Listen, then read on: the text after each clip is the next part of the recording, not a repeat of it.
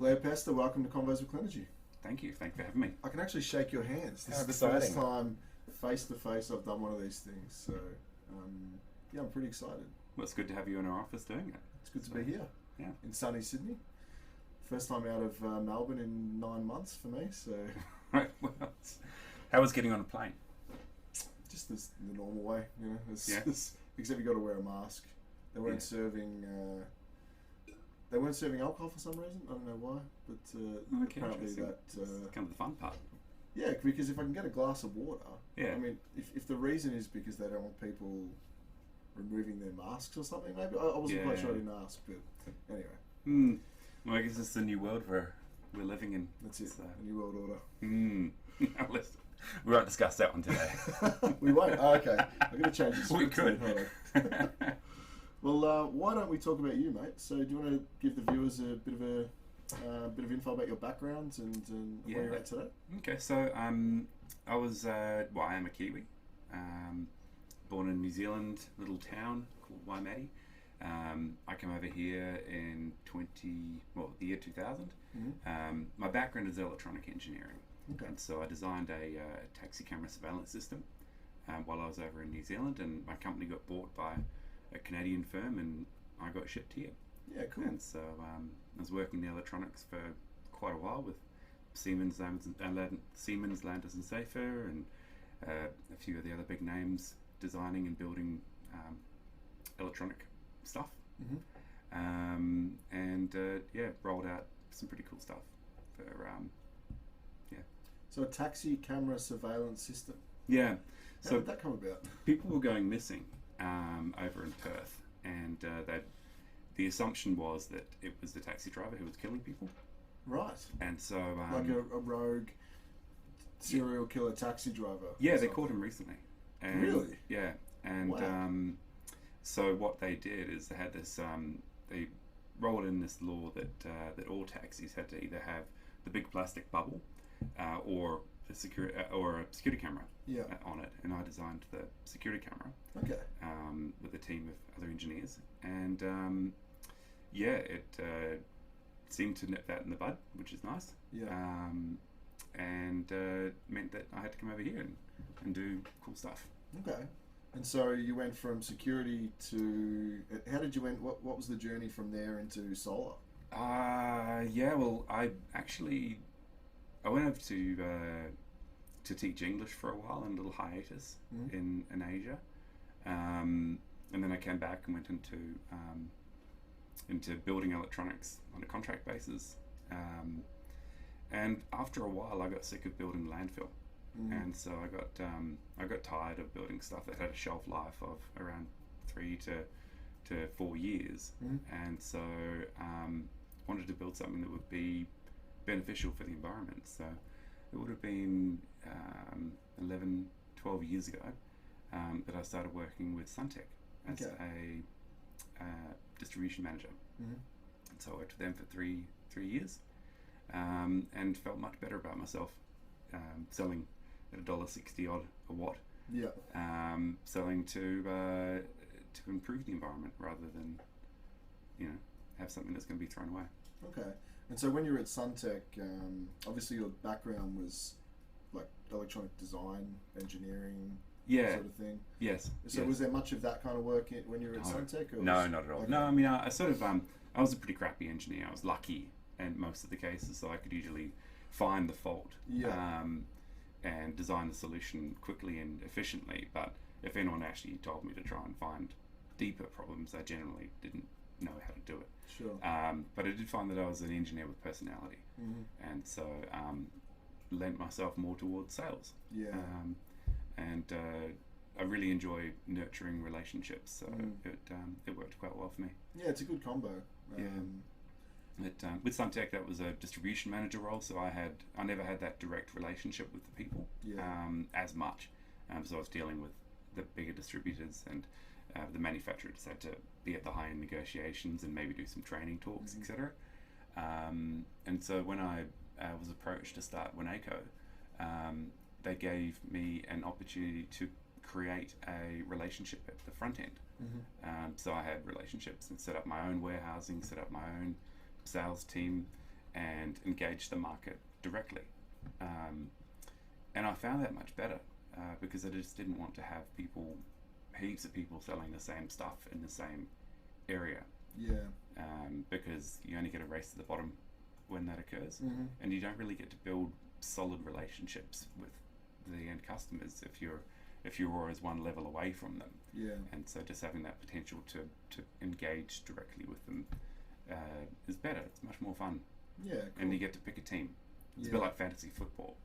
You get to pick the installers who you know are good and will fly the flag and building a dream team. Building a dream team, yeah.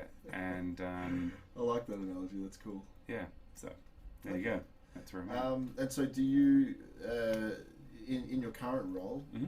Sorry, just for the viewers, what is your current role with Winaco? I'm the Asia Pacific Sales Manager. Cool. So I look after here. I do business in Malaysia.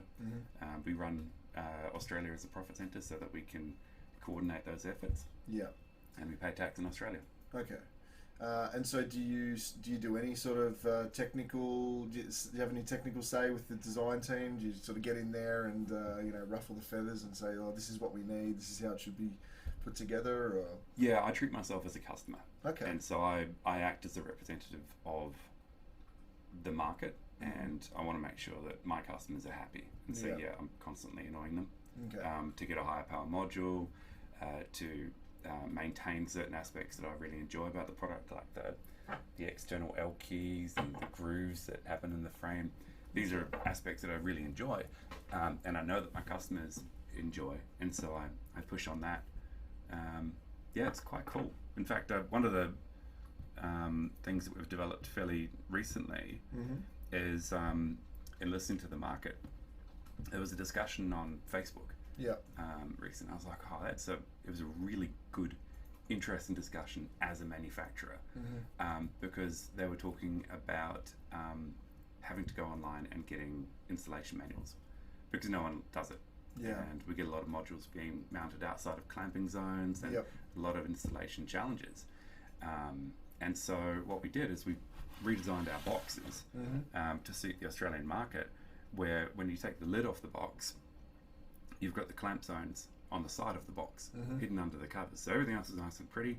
And then we've got QR codes for the installation manual, for the module handling guide, so that we can reduce the impact of installers and transportation on modules, as well as the online information for our stuff, so that the installers can just go, okay, cool, well, I've got this panel, and where do I clamp it again? I just put it up, lean it against the box, it's got to be here. And it's a constant reminder for them that they've got to do it right so that they can make a better module. And so, that was something that we did. I love that. That's such a good idea. Well, it's simple, right? Yeah. And so what was this driven by? Was it? It was driven by a conversation that came out. I forget who it was, but it was on Solar Cutters thread. And they were asking, why is it so hard to find installation manuals for things and the clamping zones? And and I thought, oh, there's got to be a better way to do this. And so I was tossing up on whether we should put a guide inside each box, but then logistically that's a pain in the bum, because people go, oh, I've lost that and I don't know where it is, and yada yada yada. And everything is electronics nowadays, so why not just make it really simple? And you got all that real estate on the box as well. It's a huge box, right? It's massive. I mean, I my kids love playing with them, actually. Yes. Building cubby houses. Yes. Maybe that can be on the next one. You could do a Christmas cubby house. A Christmas cubby house would be fantastic. All you do is cut around the edges and the door and the frame. Anyway. Getting off topic, but another thing that we did as a result of the market was this is our new module. Okay. And it we made the cables 1.2 meters long. Yeah, right. Because part of the market complaint is that you get these split cell modules, and what's the point? The cables are so short that you can only connect them directly to each other. So it's designed for large utility, not residential solar. Gotcha. So Australia's a bit special like that. Okay. So we just make really long cables, which is why I was asking you about your Clenergy cable clips the other day, because I think there's a good opportunity to work with the market and build a custom solution to manage these massive cables that we've got. Yeah. So you mentioned Facebook a few times there. Solar Cutters page, Solar Cutters working together, and I guess Quality Solar, and there's a number of others that I'm on there all the time as well. How important is social media to your business now? Yeah, social media was really important in the early days of building up, because we're a highly visual product. Yeah. I like to try and tell to encourage people to be proud of the product, and I like to try and see beautiful installations, and so I like to give people guidance on that. I enjoy Facebook as a tool for engagement. Marketing, I don't know, I think people are getting very sick of direct marketing to Facebook. I don't like seeing ads. I'd rather see pictures of kittens and whatever else would appear on my feed. Well, that's what you're going to get now that you've said Well, yeah, that's the thing, right? Because it's listening to me. Damn it. But I like Facebook as an immediate way of showing people and communicating with the market. Yeah. Just that, it's the touch. Yeah. And when people see my profile there and they know that I'm talking, they know that they can talk to me directly. And that's how I run my business. Is that I want any of my installers to be able to contact me, and I'm fielding calls in the evening where a customer's on site and he's like, I'm trying to get this across the line, can you help me out? And what did you tell me about the salt mist declaration of modules? What can you tell me about the insurance? I'm here now and they're asking me a question. Can you help me? And so I like to be accessible to people in that way. Yeah, that's awesome. It's been for us as well at Clenergy. It's been a really important. It's kind of like the way I imagine it is these groups, for example, the Solar Cutters working together page. It kind of feels like, remember back in the day, I'm talking ancient Greece now, where you had the square and everyone would come into the square, and then there'd be people talking, and and it was an opportunity for you to really engage with the community as well, and also as from a business perspective, it was a good way to figure out what's happening, what are some of the problems that need to be fixed at the moment, where's the value not being delivered. Where is it being delivered? Which is just as important as far as feedback goes. And for us, that was really our first step into, I guess, we went from being told what head office thought products and services wise were going to be successful in Australia, and all of their information was just based off SNEC, basically. Which is the wrong end of the market. Yeah, exactly. And to a situation where I said, well, hold on, why don't we listen to what the installers are doing? I mean, that's how we started. When they started the business, first thing they did was go out and talk to installers and say, what do you need? So it's really good for those things. Well, they're doing the hard yards. Yeah, and the installers are on the roof, and if things don't fit right, they get pissed. Yeah, and that's such a good point too about the fact that an installer can. He might be installing near an ocean or something. He's got a salt mist problem, and he's got a question, and he can access you to have a chat, which is amazing. Really. It's such a better way of doing things. Well, it means we can be really responsive and then set information ahead. Like the module handling guide was interesting. It came from a question. Yeah. And being an engineer, I wanted to know how that worked. Yeah. And I wanted to know what the actual impacts are of carrying a module on your shoulder. And is it better to go glass in, glass out? Yeah. I see installers carrying inverters on top of modules, and I was like, what are the actual implications of driving in Australia for 30 Ks with an inverter mounted on top of a solar panel, strapped ratcheted to a solar panel? 3% is the implications of that, which when you think about it, as modules are getting bigger, if you've got a module that is a 400 watt or a 375 like our new one, and then you're strapping it and you've got 3%, that changes. That's a bigger wattage difference. It's over 10 watts now. Okay. So when you say 3%, so run me through this, because I really want to unpack this a bit, right? Yeah. So you took an inverter, you took some panels, you drove them for 30 Ks. Yes. And then you took the top panel? Yes, so actually what we did is we took it into we have our own lab. Okay. And we have a car park, obviously, at our factory in Taiwan. Yep. And so what we did is we got a warehouse person. We took a brand new module, 4 of them, and then we took an electroluminescence image of those modules to show that they had no cracks. Yep. We got the power out of them. We measured their performance as it stands, and then we put it through various forms of abuse. So the first one was standing on the module, and then the second was putting a box with a 5 kilogram, 6 kilogram inverter on top of it, placed it on the middle of it. Being limited in what we could or couldn't do in that particular example, we had a guy with a trolley jack carrying it around the car park for a kilometre. He got his steps for the day, and then extrapolated it from that. Okay. But when you think about it, panels have been moved on average 6 times from Taiwan, in our case Taiwan, to Australia. It goes through one warehouse, a ship, then it goes to a port, and then it goes to a truck, and then a truck to the warehouse, and then it gets put up in pallet racking, and then it gets delivered onto the back of another truck, a ute, generally 20-30 k's to another site. There's a lot of levels of abuse that these things go through. Yeah. Okay, so so you did all those things. Yes, and then we put it back into the same machine to test the power of the module, and then look to see what implications there were on the micro cracks. Right. Because if there are cracks in the module, then you don't get the power out of it. Okay. So what does this machine look like? Is it like a... It looks a lot like a camera. So it's a camera inside a big box. Yep. And we push, we simulate the sun through the cables. So it turns it into an LED. So it's generating light, not generating power from the light. Yeah, right. So we're running it backwards. Wow, okay. And so... I didn't realise you could even do that. There's some cool machines around. PV Lab in Canberra's got a really nice one. Okay. And I've been working with BT Imaging on a photoluminescence machine.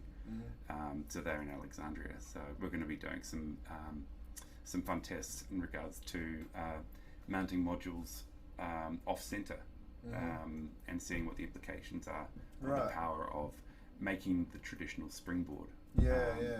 That happens in poor installations. You could also just mount one above a swimming pool and then use it as a springboard. You could, yes. And then just see what the implications of action. Yeah, I mean, maybe don't send your kids on it. But yeah. No, that's cool. I love that. And I love that you've got the sort of minds where you need to know these answers, you know? Absolutely. And we've got the tools. Yeah. This is the wonderful thing, is being able to have direct communication with a factory, with R&D people who have an interest in making things better. Yeah. And I'm loud, so I pretty much get what I want.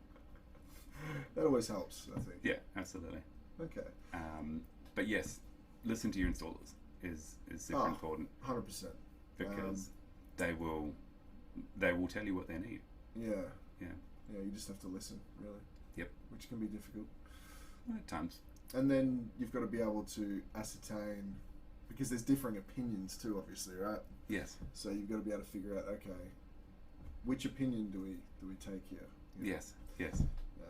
And it's important to ask 2 questions. You can ask the same question twice, and it's acceptable, because sometimes people carry their own preconceived ideas based upon a certain expectation of outcome. Yeah. And then if you ask again, you can generally take the point in the middle of that discussion. I think my partner does this to me all the time, actually. Yeah, ask the same question twice. Yeah, but just in a slightly different way. It's probably better than just asking one question and abusing you for not listening. So, so I personally don't know a lot about solar panels. Right? Okay. I mean, I know I'm a metal man, obviously. Yeah. You know, we deal with racking, and I know how to mount them pretty well. Yeah. But so not Metallica. No, well, I do like Metallica, but I wouldn't say like metal head. Yeah. But I'm pretty passionate about aluminium. But I wanted to find out, so can you tell me, we kind of touched on this a little bit earlier, talking about like when you'd run these tests, it was 3% less, right? Yeah. It kind of ties into something I was curious about, which is, well, first of all, 3% less, is that immediate output from... It's immediate, okay. yeah. I mean, the implications... What's the long-term implications? That's the problem, is that you get a solar panel that gets stood on is a similar drop, 3%, to a solar panel that gets a inverter carrier on top of it. But that's just an immediate reaction. Yeah. So after time, as those cells get super hot, they'll start to degrade the module. Uh-huh. And so the long-term implications of that one cell getting hot starts to burn through and get the EVA starts to get warmer in that side. Then the lamination, the back sheet starts to weaken at that point because it's getting hotter too. Yeah, gotcha. So yeah. Is there any? Do you know of any research that's been done, or not specifically for what the test that you guys did, but like the long-term effects of efficiency of panels after an incident at the beginning of life, or is that sort of looked at at all? Or? Yeah, so I mean, we do some research into that quite a bit, because we have I imagine you've got a similar machine, but we take it into a damp heat test. Mm-hmm. So we're simulating things in the northern part of Australia. It's really hot, moist environments. Mm-hmm. And then you can try with salt, but there is expanded. We certify ourselves, well, not certify ourselves, but we sent modules to the Taiwan Research Institute so that they can extend the lifetime, find out how much it's going to die after a certain amount of time. So they test the same module for brutal things. They do LETID, they do LETID?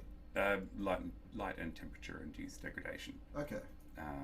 Then they test for PID, or potential induced degradation, because the voltage that is created by the cells creates a potential difference between the frame and the laminate. Okay. Then we're testing for the dynamic mechanical load testing, which is when we get a collection of suction cups and we mount that to the front of the solar panel. And we're pushing and pulling and pushing. Oh yeah, and I think pulling I've seen and that test pulling. before. Yeah. Yeah, it's a fun one.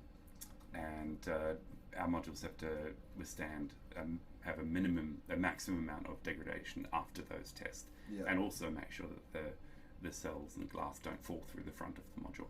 Of course. Okay. Which is mainly what Darwin's testing is about. Is making sure it doesn't matter. They don't care about the performance of the module after testing. All they care about is making sure it doesn't fall off the roof and kill someone. Right. Yeah. Okay. Yeah, that makes sense. Yeah. Okay. And so yeah, there is extended testing. And you mentioned like you do salt spray testing as well, is it? Yes. Okay. And that's for just in general degradation from salt mist on everything, or just the frames, or it's the whole module. Okay. Yeah. But essentially, when the salt mist is a good one to find out if you've got any kind of potential leakages between the edge of the frame and the side of the module. Yep. And so we're looking to make sure that it's not going to start corroding and dying. Right. And then drawing salty moisture in through the back of the EVA and the back sheet. Okay. Gotcha. But yeah, we're looking at how the aluminium corrodes. Yep. As well. And so I think us, like you, have 10 microns of anodization. Yeah, that's right. So it'll extend that life quite a bit. But yeah, I heard of a system out in King Island, not ours, that had degraded after 3.5 months. Wow. Yeah. So Australia has some brutal climates for testing modules. Yeah. Where's King Island? King Island is an island partway between Tasmania and Lorne. Okay. Yeah. So just in Victoria there. So what's the like with our gear? It's I think we warrant up to, well, we can warrant up to all categories or environments, but I'm pretty sure it's up to C3 or C4 for our gear in general. Yeah. And that includes the finish and the structure. Right. But in general, you know, the structure in generally, even up to C5 in a lot of places, it's going to be fine. Yes. For the design life and the structural warranty of the system.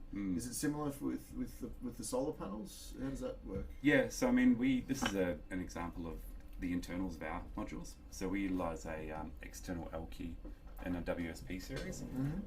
Sorry, what is this? This is the corner section of the module. Right. So in our high-end modules, Okay, I there's see. a way of getting around a little bit of the similar and dissimilar metals. Yeah. Because it's aluminium, so you don't get that mixing of stainless steel screws tying in with an aluminium module. Mm-hmm. And so these sections sit into the edge of the frame. Mm-hmm. And for salt mist as well, making sure that the water runoff can get out of the channel is quite useful. Yeah. So our WSP MX series and the new 333 will have this groove that enables water running off. That's this groove here? Yes. Okay. So you don't get that sort of water build up. Yeah, right. On the edge of the module, it just runs I mean, it's so off. simple, but it makes so much sense, right? Yes. Okay. And so that's not a standard thing on So panels? no. Wow. Standard corner section is like this. Oh, yeah, I So see. there's a little picture frame corner section. Yep. So when you're mounting it on a lower angle, you've got the ability to have the dirt build off and just disappear out the corner. What is what angle do the panels need to be on to self-clean? Generally 5 to 10. 5 to 10 degrees. Yeah. Okay. Recommended is 10 Yeah. in the marketplace. Mm-hmm.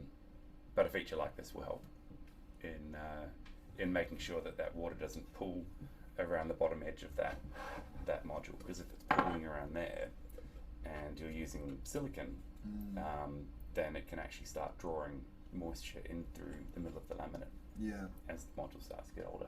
Okay. Interesting stuff. So I also wanted to something I did a bit of homework on yourself and Winaco prior to the discussion today, and I actually saw quite a lot of really good feedback from customers about your service. Right? What do you guys do that other panel companies don't, and to service your customers? Do you think? Yeah. Okay. We're a hands-on manufacturer, so given that we have our own relationships, we talk directly to the customer. Yeah. We're at an advantage for that compared to a lot of manufacturers, because we get that direct relationship. If there was a distributor in the middle, distributors tend to filter information or pass on what's important or they think that they can do something about. Sure. So yeah, we organise from go to a factory right through to the end installer. Yeah. And so and we actually care. I think that's one of the things that I really wanted to make sure that happened when I started my business, is that we take the relationships personally. We make sure that we look after people and we give them the support that they needed. I felt that was something that was missing in the marketplace. It's Okay. that direct engagement. How is the situation this year with COVID? Just for the viewers, today is the 10th of December filming date. How has COVID affected the relationship side of things? I mean, you must do generally would have done a lot of traveling. Yeah, I love traveling. Right. I guess yes. that's been kind of severely affected this year. Yeah, it's very much curtailed, which is a real shame, because I like that it's much like this chat. It's the bit that gets said in between the driving point that I enjoy anyway.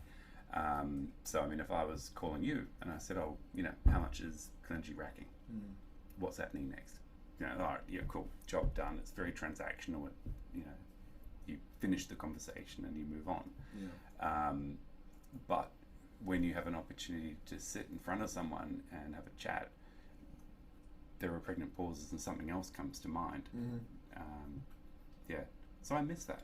Yeah. Definitely not seeing as many people as I should.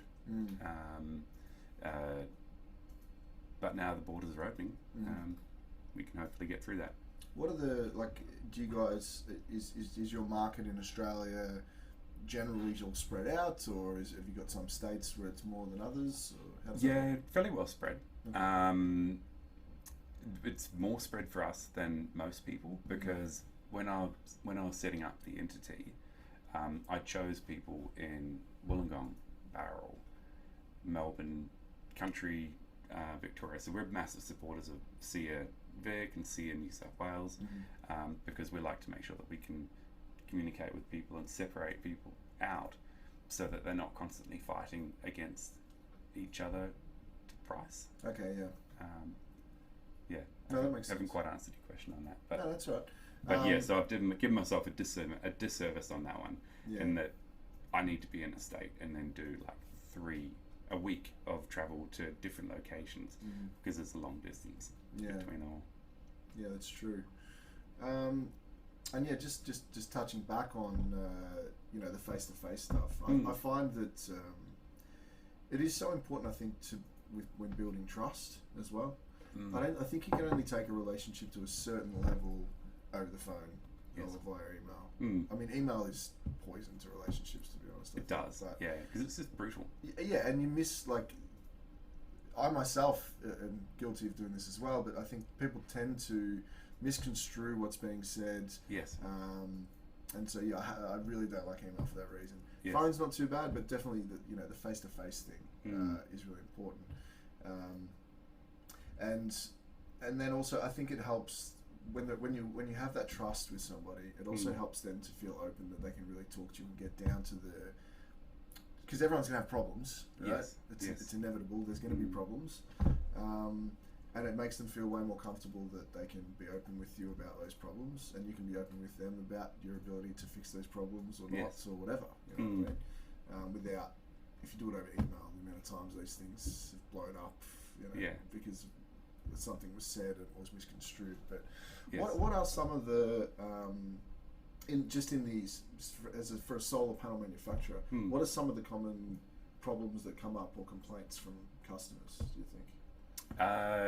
At the moment, the biggest complaint I get from customers is logistics and handling. Okay. I feel that the market, the distribution, the logistics people who are actually building at the moment, don't care about end-to-end service. Everything is being shuffled off and passed on to one 3PL to another PPL, and it's very, very hard to get consistency.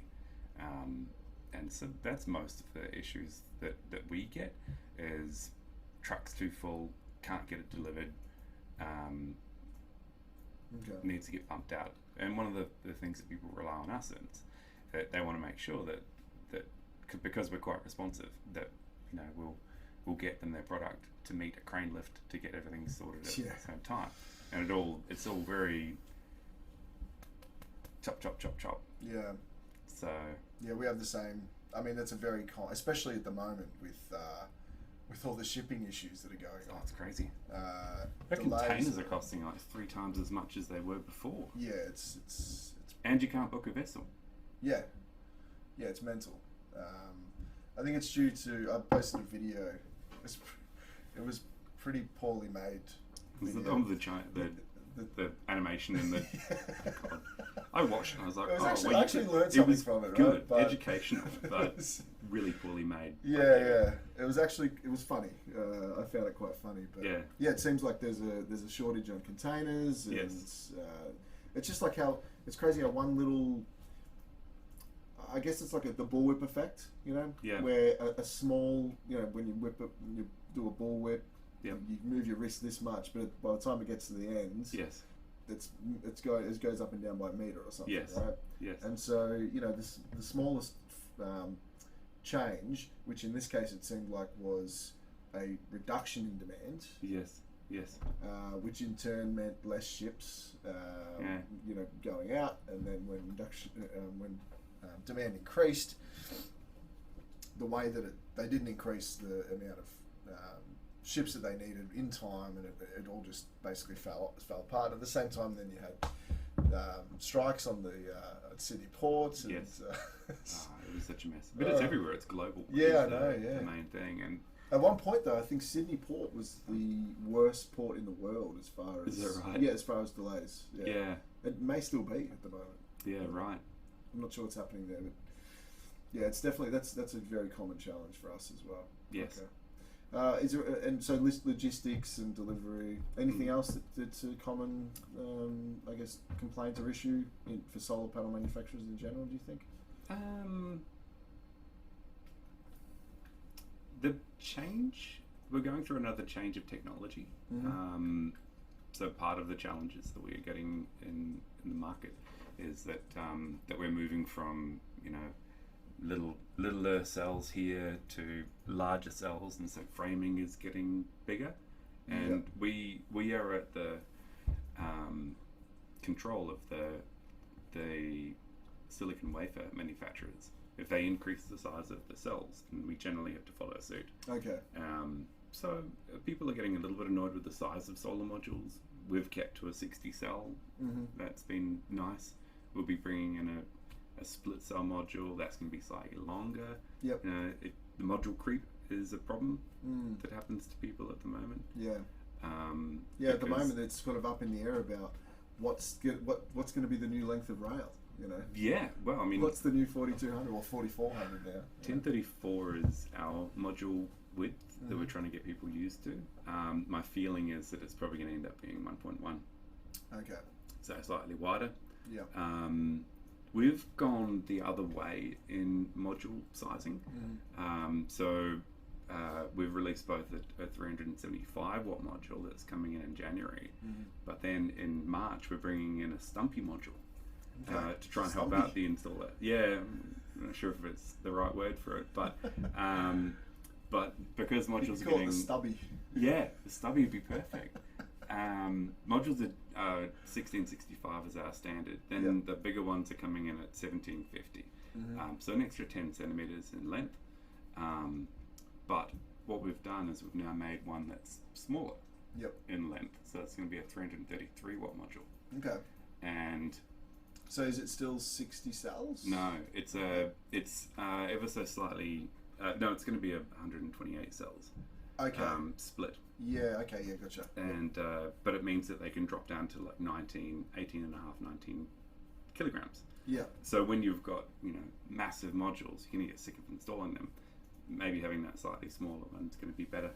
And also you can max out the inverter. So you get three times 333 watt modules to make a kilowatt. Yeah, that's interesting. Also, I mean, I'm always looking at this from our perspective as a racking manufacturer.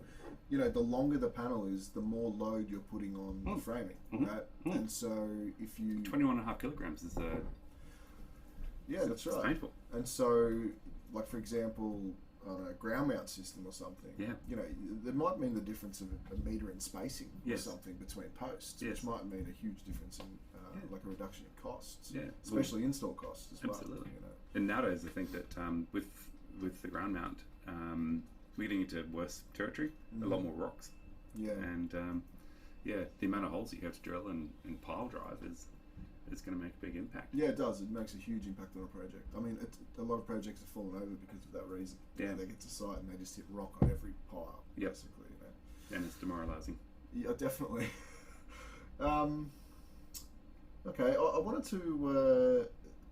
There's been some rumours that rooftop isolators might be, being done away with next year. Yeah, it'd be great. Yeah. What are your thoughts on that? There has to be some protection mechanism. I think, although the concept of roof isolators was wise in being able to isolate it at the top so that you can maintain and service, I think that it was flawed in its execution in water ingress. Yep. And the less screws you've got, the better. Yeah. Less things that can go wrong. Yep. I do sort of think maybe we should be careful what we wish for. That there may be other requirements that will come from not having a rooftop isolator. So yeah, I'm watching it with trepidation, I guess is my opinion. I mean, from what I understand, it might be something like just still you'd have a shield, right? Yes. And then just a situation where Two MC4s that can just be disconnected. Which would be ideal. That'd be okay, yeah? Yeah, absolutely. Okay. Yeah. I think that's a terrific idea. Yeah. Because MT4s they do say don't disconnect under load, though it's printed on it. Yeah. So there's going to be one of the challenges that you have. Yeah. But I think that what they're referring to is larger PV arrays. Yeah. So maybe when we're dealing with 600 volt that it's okay. Yeah. And maybe when you get over a certain point, you can have a different thing for maintenance of the arrays, maintenance and repair. What do they do overseas, like places like the US? And plug it together and whack into a combiner box. That's it, huh? Yeah, it's Okay. fairly simple. Do you But then guys they have also a use metal conduit. metal conduit? Okay. Yeah, so Yeah, right. Yeah, okay, yeah. if there's a metal conduit, then it's fairly okay. But I think that there'll be a lot of reluctance in Australia for using metal conduit, Why is that? just because it's not as easy to do an installation quickly. I see guys knocking out a 6.6 kilowatt system in a day in the US, though it's like almost a week's work Really? for them to do it. Well, they're lazy too, but there's other challenges. You guys don't have a market in the US, Well, yeah, do you? apparently I have a problem on that one. We can just edit that one out. But no, it's challenging. It's an expensive exercise. Yeah. And every time we change something in the industry, it takes time to retool Okay. and work out what we need to do. Plumbers have bends. Yeah. They're fine with it. Yeah. But electricians don't tend to use electrical conduit. So they're going to be going out buying massive amounts of bending tools for metal conduit if we were to do that. Yeah, yeah. Because we're not geared up for it. 4,500 installers in Australia, so it's going to be a massive amount of requirement if that is the way that they go to rectifying their problem. And just touching on the US again, so Winaco, you guys have a presence there as well? We do, yes. Okay, cool. Yeah, so we have a guy who's based in Detroit. Okay. With warehouses on the East Coast and the West Coast. Yeah, right. What are your thoughts on what's been happening over in the US? Do you follow did you follow the election at all? I did. It was fascinating. Okay. I was super glad. There's many reasons I'm glad that I'm based in Australia at the moment. But I think it was a great outcome, and it all ended better than I was expecting. Okay. Insofar as the domestic situation. Yeah. Yeah. But Biden has a renewable focus. Okay. And so I think that that there's going to be some strong growth as the US embraces the next presidential term. How it'll affect us in Australia, I think that it'll have very little effect on what we're doing here. However, I'm hoping that maybe with a shift to pro renewables, pro environment in the US, that there will be less anti-environment people, because that was a lot of the fear campaigns, and the media was being switched and activated by anti-environment people within the US, which meant that the corporations had to stand up and say what they had to do. Yeah, see, I mean, it's one thing I've noticed personally is that it seems like the climate change discussions about how real or not real the effect is, and how important humans' effect on that effect is. It seems like that debate has reignited again more recently. So I don't know if you've noticed that, but I think it's eventually going to be a moot point, because I shared a post on it the other day. Solar and wind are the cheapest form of energy. Money talks. What's going to happen is people are just going to choose solar. They're going to choose wind because it just makes a better economic decision to go that way. And the corporations are making the decision. They're the ones that make the world go round. The governments think they do, but it's the Winacos, it's the Clenergies, it's the Googles, Apple. They'll make the change happen and shift towards the proper environmental solution just to reduce energy cost. Because it's their hip pocket. It's a good point. It's a massive it's a massive part of doing business too, isn't it? The cost of energy. Yeah, absolutely. Yeah, I mean, I hadn't really considered that. That I guess eventually the issue would just go away anyway because it doesn't matter anymore. I guess I'm kind of. I was a little bit agnostic to the outcome, really. In that I didn't really love either of the candidates. No. The main thing for me was just, I just really I want to try and see if we can get a return back to some sort of semblance of. I feel like decency. I think the decency is innately in us, right? Yes. But I think that the way that the market has been manipulated, as in the US stock markets, yes, and now with quantitative easing and MMT coming in as the new flavour of the month, modern monetary theory. I'm just concerned that we're playing with the economy in ways that we've never done before. Yes. Right? Yes. And we're being forced. Our hand in Australia and in every other country, our hand is being forced to do the same. Yes. If America does QE, we have to do QE. And so, yeah, I'm concerned about that. I don't know what happens now. Really. Yeah. Well, the global market is that we're constantly being affected by everyone else. Yeah. And you almost have to have everyone do the same thing, otherwise you become a banana republic. So. Exactly. That's my main concern. I would say. I'd love to return, I guess, to more of a. I guess I prefer like just free market capitalism. That actually works. Where the market, like you were saying earlier, the market will innovate and demand and deliver products and services and values based on the demand from the people on the grounds, and they'll vote with their money, and so I tend to kind of feel a little bit. I guess I have a bit of negativity around governments getting too involved. They tend to. I think they tend to screw things up more than help them in a lot of ways. But but sort of getting back to Biden and Biden becoming president.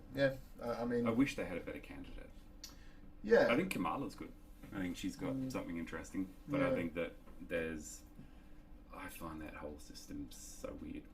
That pre-election election malarkey that happens there. Yeah.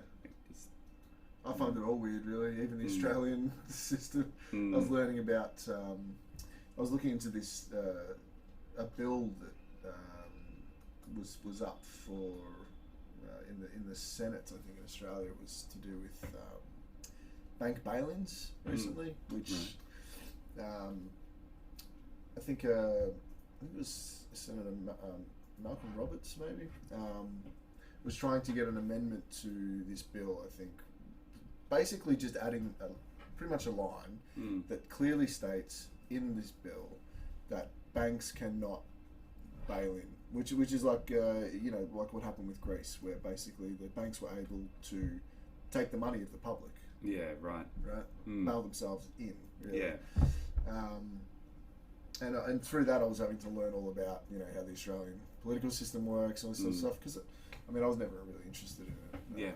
I'm a bit more interested as I get older, because I think I am concerned that some of these things that are being passed may have really long-term detrimental effects on basic human rights for people. Yes. So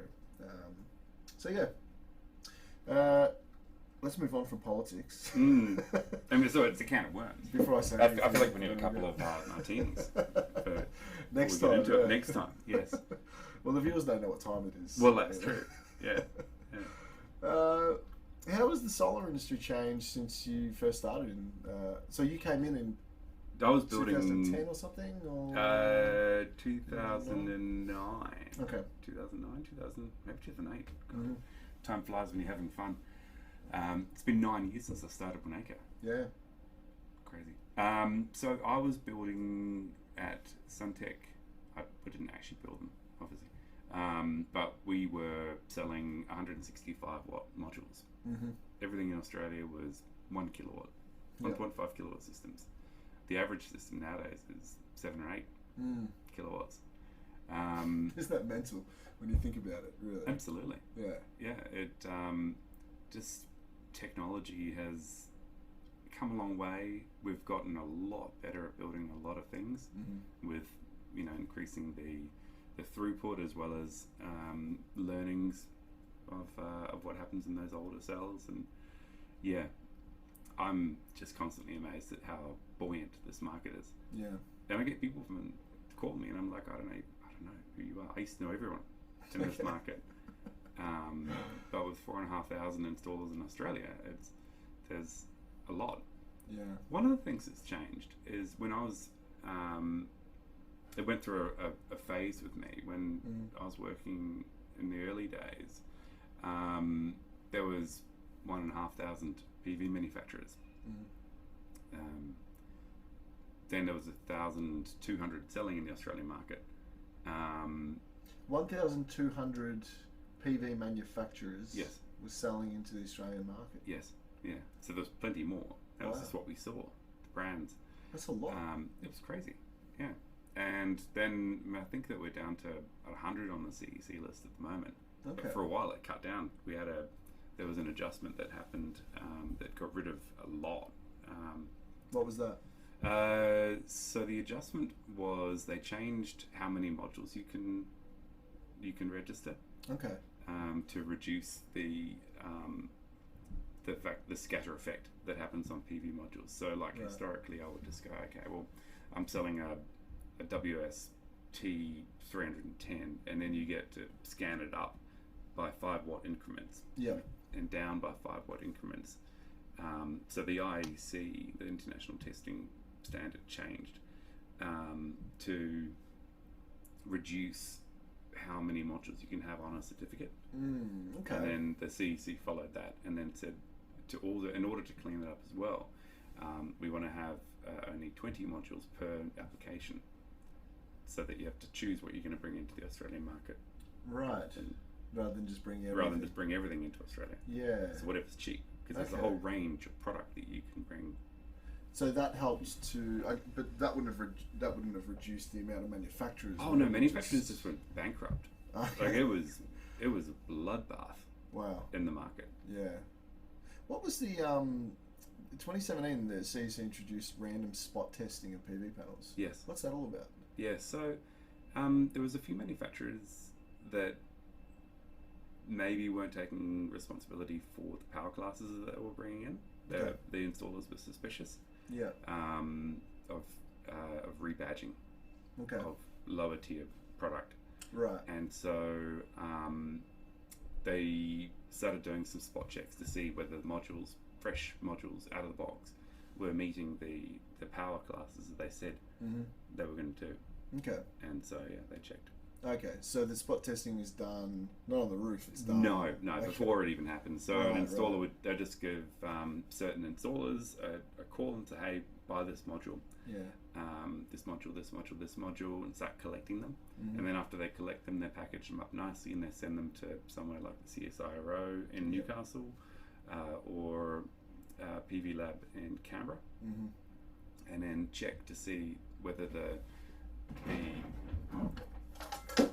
nameplate values on the back of it, which is, this one is only a 340 watt module, match the characteristics within the measuring tolerance of 3%.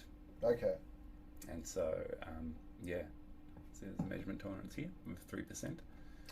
Okay. So the measurement tolerance, does that vary depending on panel manufacturer, or is it? All of us are pretty much 3% because that's the limitation of the machinery. So Yeah, gotcha. the testing machines That's the will tolerance, generally, basically. they can only do so much because there's a lot of characteristics involved. It needs to either be, the panels have to be warmed to a temperature of 25 degrees, they're going to be baked, and then you put them into a test machine. The machine itself has a certain tolerance because the globe can get hot, and adjustments that will have to be made there. Inside the box might get warmer and colder.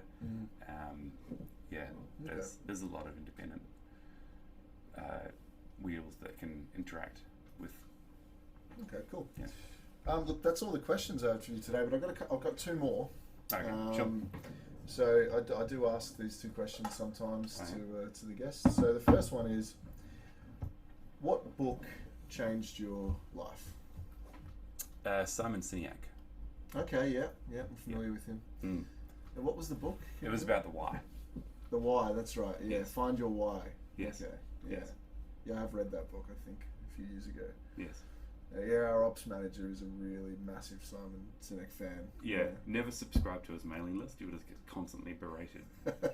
Well, I'm already getting it, so she's on the list, and then right. she just forwards it on. So I'm on by. Because I think you tend to go through phases. You get excited by something. I do anyway. I get excited and I'll go down the journey, and then I'll be like, okay, stop it. I'm not interested in hearing more about it. So every year I tend to focus. I'm constantly trying to adjust how we do business. Yeah. But of course, when you get these downtimes like Christmas, when you're sitting back and chilling out by the pool, your brain has a chance to refocus and work on the next. Yeah. You have to continue to innovate, don't you? Yeah. So, I do a lot of reading myself for that reason. I encourage the staff as well. So look,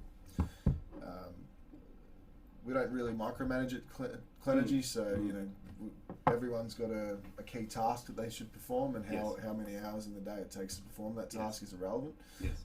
But obviously, from time to time, to be honest, I think most of them are just working more than their contracted hours at the moment. It's been crazy, but when they do have some downtime, I always say, look, we've got a Clenergy library, and any book that anyone ever wants, I'll just buy it for them. And so I just say, have a look around in your particular area. You might work in the logistics, or you might work in order processing or customer service or whatever. If you've got a bit of time, go on Amazon, look at the best sellers in that category, and pick one, and then just read the book, and read until you find the first thing you can try or trial. Give it a go. We'll stop, we'll trial it, see if it works for a few weeks, and then you go on. It's cool. It makes you. If you've got people in the organisation constantly innovating like that, then you can't really. You can fail, but it's much harder to fail in that situation. Going on with that? Oh, no, that's okay. It's working. That's fine. Yeah, it's just some HP pop-up thing. So that's fine. Yeah, you've got to keep, and I love print. I get so like actually I've had to go and get my phone repaired, as I said earlier, and so I've got a phone that doesn't have internet, or it does have internet, but it doesn't have my emails on it. Yep. And I actually find that quite nice. Yeah, I do the same. I refuse to put my emails on my phone. Yeah, because it's just constantly looking at things. You're always on. Yeah. And I don't mind getting messages. That's different. Yeah, of course. But I find, it's quite nice to just turn my computer on, and then you're focused on that. You can get things done, because so much of our life at the moment is being dragged between one point of focus to another point of focus to another point of focus. We're constantly multitasking. Yeah. So just stopping and going back to text and reading books is very good. It is, yeah. There's something. I'm reading Frankenstein at the moment. Still. Okay. The original one. Yeah, right. How's the language? When was that written? Oh, hard. It's really hard. I'll be back from like Shakespearean days almost. Yeah. But it's good for a challenge, because you can not focus. Did you pick up a few cool new words that you might be able to bring back into fashion? Or I think that there are certain aspects that I think we've done well in avoiding coming back in. Yeah. All right. Well, thanks. The second question is aliens. You a believer or non-believer? Of illegal aliens, or in extraterrestrial life? Extraterrestrial space aliens. I think that no, I don't think there is. Okay. But who knows? I don't think we've been visited by them, because I think technology, if we're all developing at the same time, just hypothetically, if we've all been developing at the same time,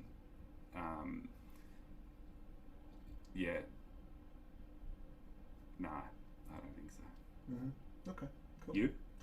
Look, I don't believe in like grey, big-headed alien people and spaceships. Although I guess I'm starting to change a little bit now, because it feels like I kind of feel like even like some politicians in the US now are kind of like, I think Hillary Clinton made a comment that they're going to release all this data and all this sort of stuff. So maybe there is things that in that spot, but I tend to withhold judgment until evidence is presented, either for or against, right? Yes. But I would be very surprised if there wasn't some sort of life, in what we Yeah. classify as life, Yes. biological life. But I guess that's the thing, the Yeah. definition of aliens versus, you Yeah. know, matter. Yeah. Other amoebas on Mars, and Yeah. etc. Then Yeah. there is life outside. Yeah. But I don't think there's people like us with pointy heads and and really cool machines. Like the cone heads. Yeah, exactly. All right, thanks a lot, mate. Thank I you. really appreciate you coming on. Sorry, was Yeah, you prompted cell technology before. yes. So I was going to show you some of the innovations, because we're limited on cells Uh-huh. nowadays, and cells aren't developing that much. There is going to be a next gen of cell that comes after this, which would be N-type and TopCon. Okay, And- TopCon. Yeah, so that's another technology of cells that'll get the efficiency up. Yeah, But right. we're stuck at the cap. So we are doing certain things, Okay. like you see how the light hits the cell here and it gets reflected back onto the cell? Yeah. And a standard cell, when a laser pointer hits it, that light gets absorbed, right? Yeah. Okay.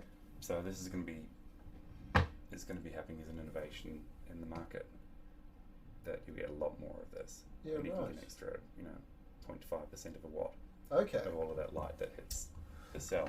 So that's the. I mean, yeah, because It's just I the did- I middle forgot to pieces. ask you about that. Yeah. How are we? What? So that's one way that we're improving the output, right? Yes. Or the output is part of efficiency. Yes, yeah. Okay. So the module efficiency Yeah. is How efficient changing. it is, So yeah. how much you can output based on the littlest amount of effort. Yeah, that's right. And it's largely measured as how much power per surface area you've Okay. got. So in this instance, because a 60 cell module has a gap at the top Mm-hmm. and a gap at the bottom, you've got this much surface area that is wasted. And so Yeah. we take 1,000 watts per square meter Uh-huh. as the theoretical value of sunshine, Mm-hmm. and then see how much power we get out of that space. So what's been happening recently is people have been cutting cells in half and using larger cells Mm-hmm. to get more cell coverage per square meter. Okay. Therefore, they can get the modular efficiency up to 20.6. Right. So, are you saying we're going to max out at 1,000 watts per square meter there? But yeah, no, we can't. That's the theoretical measure is 1,000 watts per square meter, which is the sun. Right. That's our limiting factor. That's the end. That's the end Yes. of the line. So all we can do is move up, and if we go up an extra 10%, then yeah. Okay. Well, thanks for clarifying on that one. I've learned a lot today, and once again, thank you so much for your time. And thank you for having me in my own office. I guess this isn't much better. No worries. Cheers. Cheers. Cheers. Nice one. That's good. Fun. Yeah. Yeah, that Sorry, works. I'm a rambler, but No, man, that's good.